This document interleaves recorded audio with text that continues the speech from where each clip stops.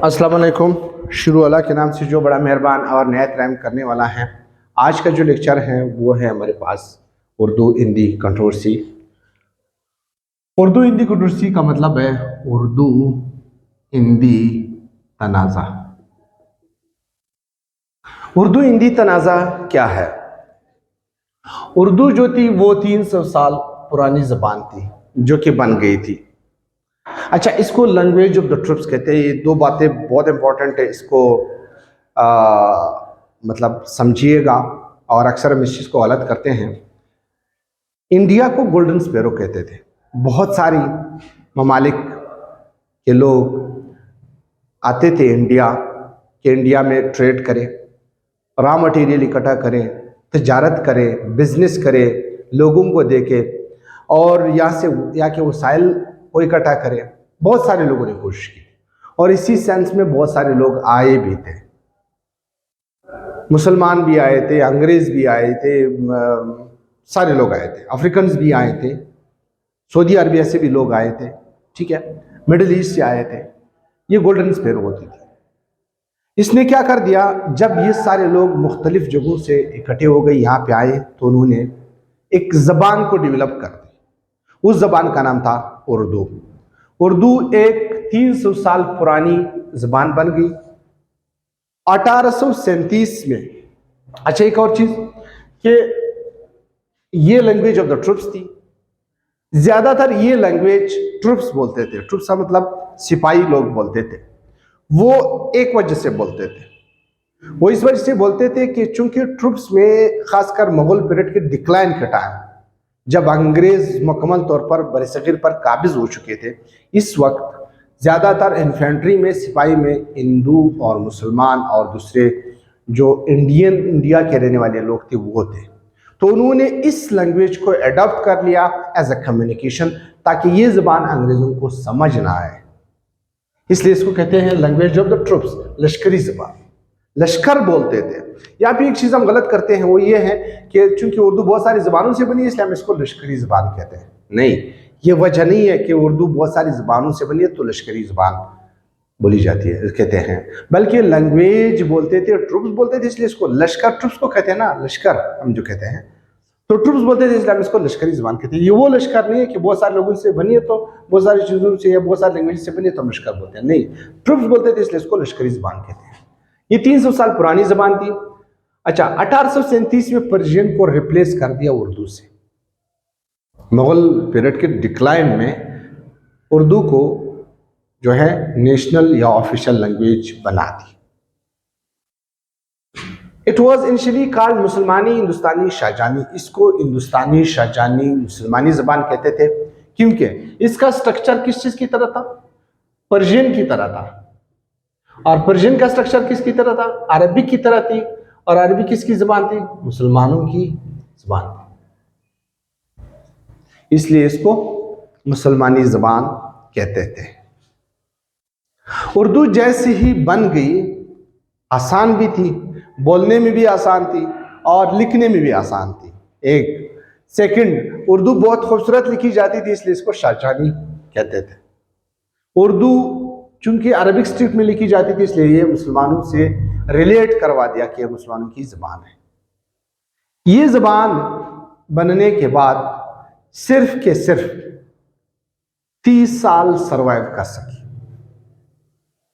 1857 जंग आज़ादी के बाद ब्रिटिश बरसर इक़्तिदार आए। हमने इसको भी डिस्कस किया था, वॉर ऑफ इंडिपेंडेंस को, फिर 1861 एक्ट को हमने डिस्कस किया। 1867 में 1867 में काजेज ऑफ द कंट्रोवर्सी क्या थे? 1867 में बनारस के कुछ लोगों ने रिक्वेस्ट कर दिया अपने गवर्नर से कि उर्दू को रिप्लेस कर दिया जाए हिंदी से। क्यों रिप्लेस कर दिया जाए? क्योंकि उर्दू की जो स्क्रिप्ट है वो पर्शियन स्क्रिप्ट है और पर्शियन स्क्रिप्ट जो है वो अरबिक स्क्रिप्ट है, इसलिए हमें ये पसंद नहीं है क्योंकि ये मुसलमानों की ज़बान है। बनारस के गवर्नर ने इस बात को एक्सेप्ट कर लिया और इस वक्त बनारस का एक गवर्नर था, उसका नाम था शेक्सपियर। सॉरी, बंगाल के गवर्नर ने इस बात को एक्सेप्ट कर लिया और बनारस का गवर्नर था वो शेक्सपियर। वो पुराना वाला शेक्सपियर नहीं है जो लिटरेचर वाला, एक और शेक्सपियर है। सर सैयद अहमद खान इसके साथ मीटिंग कर रहा है, नशिस्त कर रहा है। सर सैयद अहमद खान ने इसके बारे में बताया कि हिंदू ऐसे कर रहे हैं। शेक्सपियर ने उसको बोला कि मुझे तो पता था या मैं समझ रहा था कि आप उर्दू हिंदू यूनिटी के फेवर में है। सर सैयद अहमद खान ने कहा कि earlier I was thinking that Hindu Muslim are two urban nation, India is a bridal, Hindu and Muslims are its two eyes. इसके दो अनके हैं, इन सब कॉन्टिनेंट एक दुल्हन है, उसके दो अनके जो हैं वो एक हिंदू और एक मुसलमान है। But after Urdu Hindi controversy I realize that Hindu and Muslims are two different nations. They have different look of life and outlook of life. They have different traditions, different customs and different culture, different ज़बान हम इसको कहते हैं, different language इनकी है। लिहाजा ये दोनों कभी भी नहीं रह सकते हैं। इसका मतलब है ये दो अलग कौम है, एक कौम नहीं है, ये एक नहीं हो सकते। तो उसने टू नेशन थ्योरी का कॉन्सेप्ट दे दिया। किसने? सर सैयद अहमद खान ने, उर्दू हिंदी कंट्रोवर्सी के बाद। इसके बाद क्या हुआ कि उर्दू हिंदी कंट्रोवर्सी के बाद और बहुत सारे इश्यूज भी आए हैं, लेकिन 1885 में ऑल इंडिया नेशनल कांग्रेस बनती है। ऑल इंडिया नेशनल कांग्रेस एक हिंदू एक अंग्रेज एक्टोम बनाता है। In the early stage of its formation, the Congress says it is an Indian organization, कि ये एक इंडियन ऑर्गेनाइजेशन है। इसका मतलब ये हुआ कि इंडियन ऑर्गेनाइजेशन से मुराद कि हिंदू और मुसलमानों का दोनों का ऑर्गेनाइजेशन है, तंजीम है, जो हिंदू और मुसलमान दोनों की राइट को प्रोजेक्ट करेगा।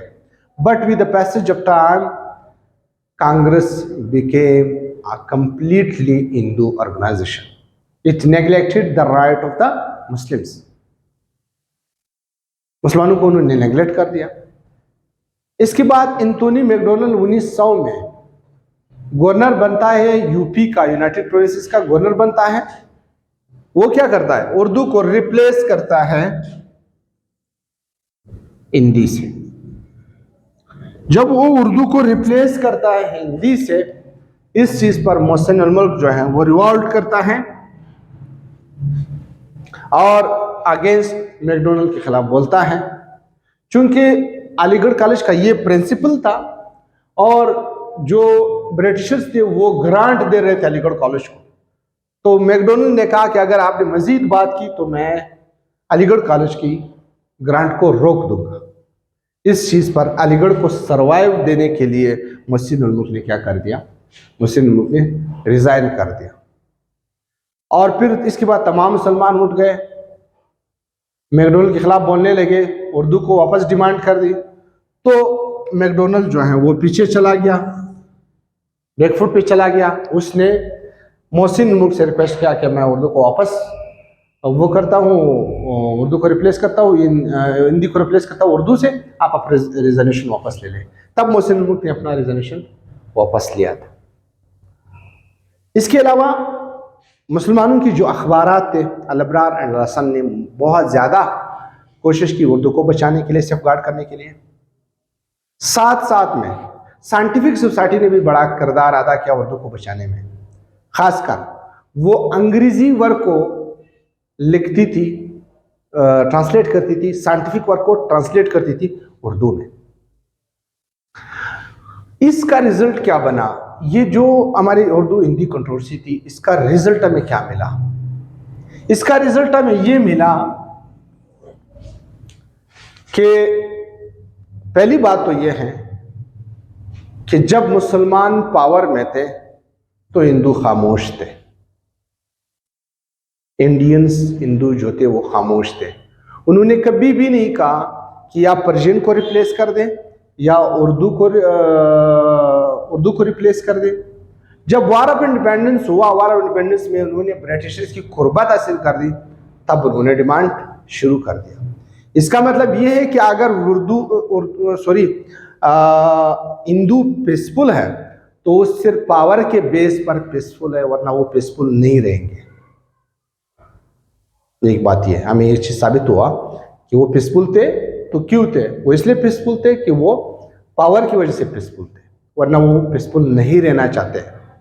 700 साल 800 साल गुजर गए, उन्होंने कोई डिमांड नहीं की, उन्होंने पर्शियन को रिप्लेस करने की कोई डिमांड नहीं की।